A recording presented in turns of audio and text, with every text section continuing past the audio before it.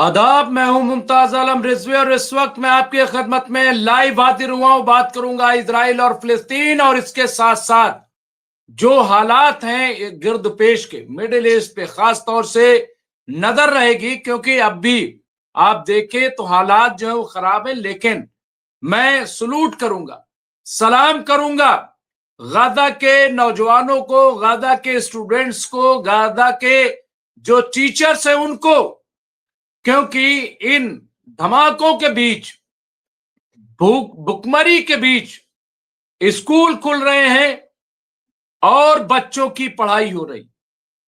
ये ऐसा पहली बार देखने को मिल रहा है। आप सोचिए ये कितनी बड़ी बात है, कितनी अहम बात है कि एक तरफ धमाके हैं, कत्ल गारतगरी है, भूख है, प्यास है, सैलाब है, आंधी तूफान सर्दी सब कुछ, और दूसरी तरफ स्कूल खुले हुए, बच्चे स्कूल में पढ़ाई कर रहे हैं और टीचर उन्हें तालीम दे रहे हैं। इससे ज्यादा दुनिया के लिए, ये खास तौर से उन मुसलमानों के लिए कि जो तमाम सहूलियत के बावजूद तालीम पर तवज्जो नहीं देते, उन्हें गाजा के मजलूमीन से सबक लेना चाहिए और सोचना चाहिए कि तालीम की जिंदगी में अहमियत क्या है। दूसरा बहुत इंपॉर्टेंट जो आज की खबर है और जो खबर का महवर और मरकज है, जो फिलिस्तीन और गाजा के हवाले से आज तेहरान में तुर्की, सऊदी अरब और ईरान, इनकी जो मीटिंग हुई है, उसने इजराइल और अमेरिका की ऐसा लग रहा है कि नींद उड़ा दी है। हमने बहुत पहले आपको एक खबर दी थी कि ये जो ट्रायंगल बन रहा है, ये जो मुसल्लस कायम हो रहा है, और ये वो तीन बड़ी ताकतें मिडिल ईस्ट, ईरान, तुर्की और सऊदी अरब। हालांकि तुर्की पर भी इल्जाम लगता रहा है, सऊदी अरब पर भी इल्जाम लगता रहा है, ये तमाम बातें, लेकिन इसके बावजूद ये जो मीटिंग हुई है, इसके पीछे क्या है, इसके पीछे है क्या? आज दुनिया उसको जानना चाहती, दुनिया समझना चाहती है कि आखिर ये दांव कौन सा है। हा?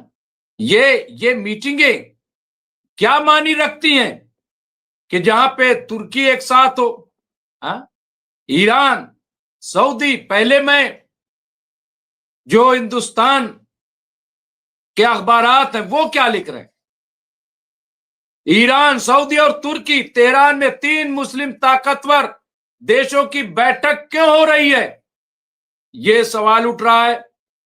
और इसके साथ साथ ये कि ईरान, तुर्की और सऊदी अरब दुनिया का सबसे पावरफुल मुस्लिम देश हैं, तीनों एक वक्त में मुस्लिम नाटो कंट्री बनाने की कवायद कर चुके हैं।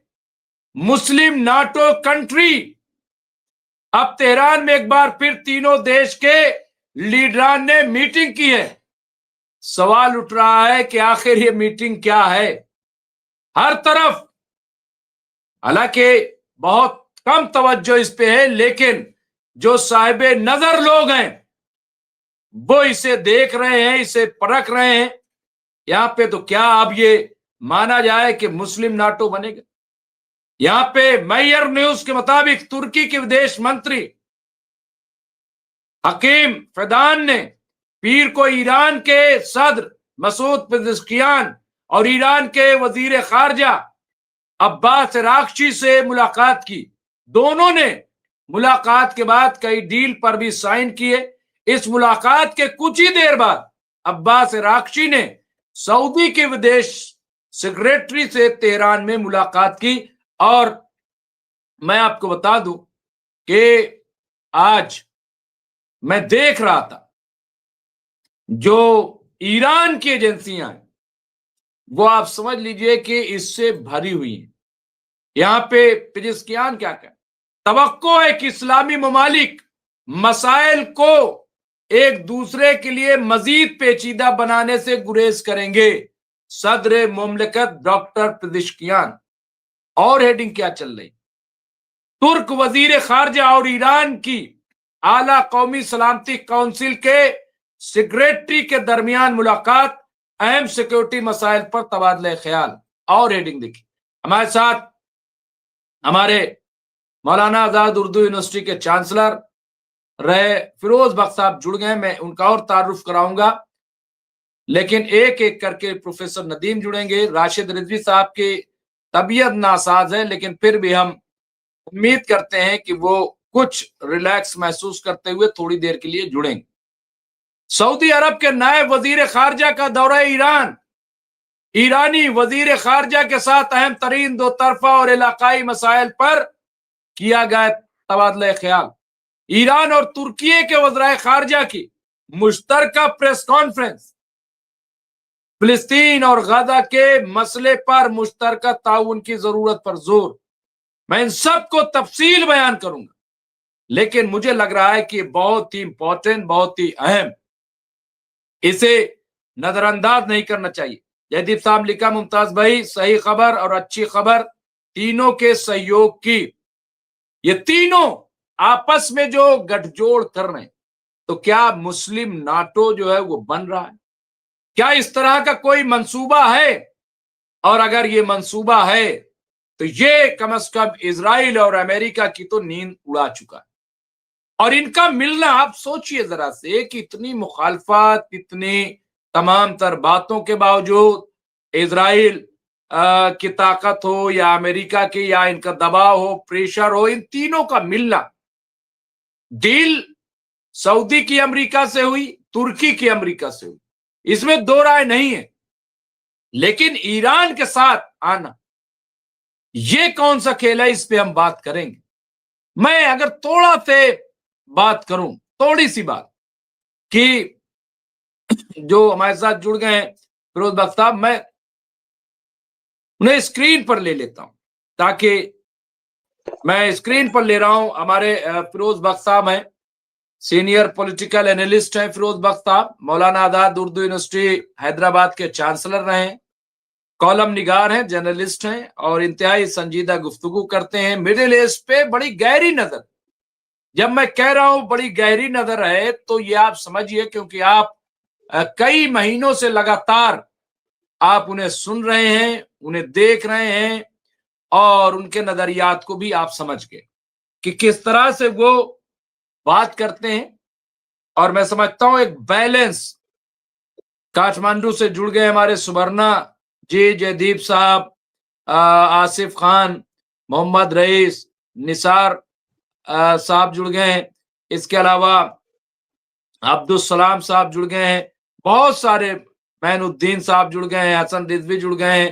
तो सारे लोग जो हैं, अभी और लोग हमसे जुड़ते जाएंगे। जयदीप सिंह मुंदेला साहब तो आए गए। इस्लामिक यूनिवर्सिटी अंशत चालू हो गई है, बिल्कुल, और पढ़ाई शुरू हो गई। आप देखिए जरा से कि हिम्मत। मैं सबसे पहले यहां पे जो एक बात कही गई है कि तवक्को है कि इस्लामी ममालिक मसाइल को एक दूसरे के लिए मजीद पेचीदा बनाने से गुरेज करेंगे, ये बहुत बड़ा बयान है। यहाँ पे तुर्की के वजीर खारजा ने इतवार की शाम सदर ईरान से मुलाकात की। इस मुलाकात में सदर मुमलिकत डॉक्टर मसूद पेजेश्कियान ने कहा कि तवक्को है कि इस्लामी ममालिक मसाइल को एक दूसरे के लिए मजीद पेचीदा बनाने से गुरेज करेंगे। ये उन्होंने ये बात कही है, और मैं समझता हूं कि बात जो है वो बहुत अहम कही है। और न्यूज ये, इरना की रिपोर्ट मुताबिक सदर मुमलिकत डॉक्टर पेजेश्कियान ने तुर्की वजीर खारजा यहाँ पे बाकान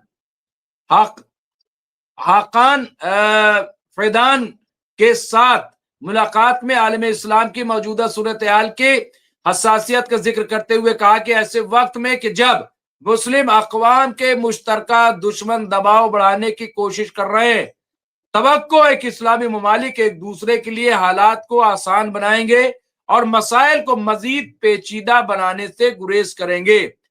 रिपोर्ट के मुताबिक मसूद पेज़ेश्कियान ने दोनों ममालिक के दरमियान ताल्लुकात के तारीखी, सकाफती और बरादराना पस मंजर का जिक्र करते हुए इन ताल्लुकात को मजबूत, हकीकी और वसी तर तरक्की की सलाहियतों का हामिल करार दिया है और कहा कि अगर इस्लामी ममालिक एक अवाम ये एक अज़्म वाहिद के दायरे में और इत्तेहाद, यकजहती और तजर्बात के तबादले की बुनियाद पर आगे बढ़ेंगे तो दुनिया की कोई भी ताकत मुस्लिम अक़वाम के दरमियान मसाइल और मुश्किलात पैदा नहीं कर सकेगी। ये बहुत बड़ा बयान है, बहुत अहम बयान है। मैं इन तमाम बयानात पे बात करूंगा फिरोज बख्त साहब, और इंशाअल्लाह मैं तमाम लोगों से गुजारिश करूंगा, क्योंकि अभी भी ज्यादती हो रही है हमारे साथ, हमारे प्रोग्राम को तमाम नहीं दिखाया जा रहा है। आप लोग जितना हो सके इसको शेयर कर दें ताकि लोगों तक ये पहुंच जाए। शेयर कर दीजिए, लाइक भी कर लीजिए। मैं कभी कहता नहीं, लेकिन अब जरूरत है क्योंकि बात बड़ी है, बहुत अहम है। मैं सबसे पहले फिरोज बख्त साहब, मैं सलूट करता हूं गाजा के अवाम।